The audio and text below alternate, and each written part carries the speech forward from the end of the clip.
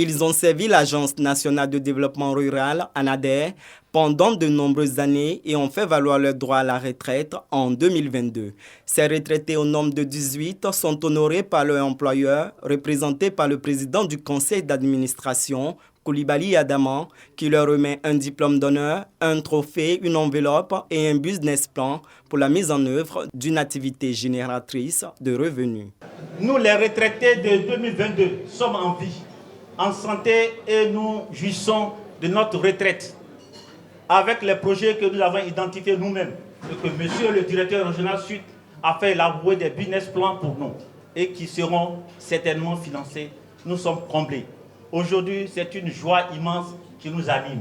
Les conditions à remplir pour bénéficier de la pension, notamment la fourniture pour chaque enfant de moins de 21 ans dans la limite de 3, du certificat de vie et d'entretien qui bonifie la pension de 10% par enfant.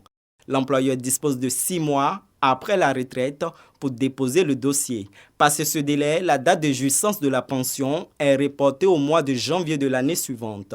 Le PCA de l'ANADER félicite les retraités. Dans une dynamique de valorisation des actions de responsabilité sociétale qui consiste à améliorer les relations avec l'environnement interne, externe, et représenté par nos travailleurs en activité et ceux qui vont faire valoir leurs droits à la retraite. Un nouveau travail salarial est incompatible avec la pension. Cependant, les jeunes retraités sont invités à être actifs à leur propre compte.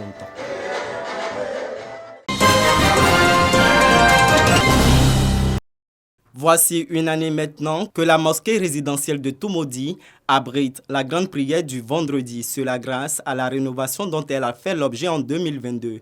Une réhabilitation à laquelle aura contribué la ministre gouverneure du district des Lacs, Raymond Goudou Kofi.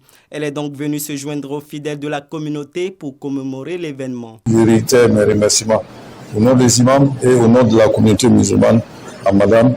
J'ai demandé à notre Seigneur, Allah le Tout-Puissant, de la garder longtemps. Elle a donné beaucoup de santé, beaucoup de prospérité, beaucoup de chance. Pour la ministre gouverneure, c'est tout un honneur d'avoir contribué à la rénovation de cet édifice religieux. Il n'existe aucune différence entre l'islam et le christianisme selon elle.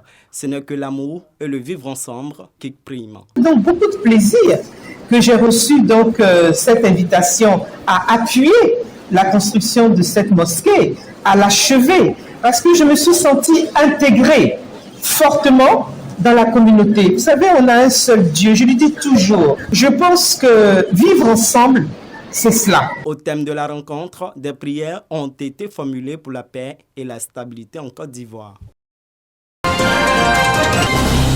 Moi, j'adore beaucoup les amis. Parce que si tu veux mieux apprendre l'économie, il faut avoir un ami à nous.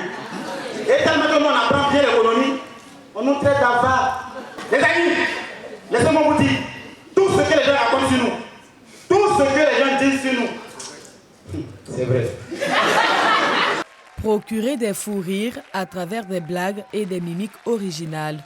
C'est le challenge que devra désormais relever les étudiants de la première promotion de l'Institut de formation en humour et art de la Seine, IFAS. Au nombre de 16, ils reçoivent leur parchemin à l'issue de 12 mois de formation aux techniques humoristiques. Une expérience fructueuse pour ces impétrants. La formation m'a aidé à vaincre ma timidité et à révéler mon talent. À M. Ramatoulaye, je lui dis un grand merci. Franchement, il nous a envoyé des formateurs de taille, des profs de taille.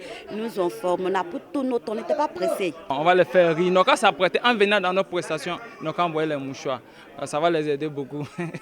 Former les jeunes humoristes dans les règles de l'art afin d'assurer la relève de demain. C'est l'ambition qui aura conduit Amani Kofi Mathieu, alias Ramatoulaye DJ, à fonder l'IFAS en 2022. Il exhorte ses nouveaux diplômés à oser et à faire montre de leur talent aux yeux du monde.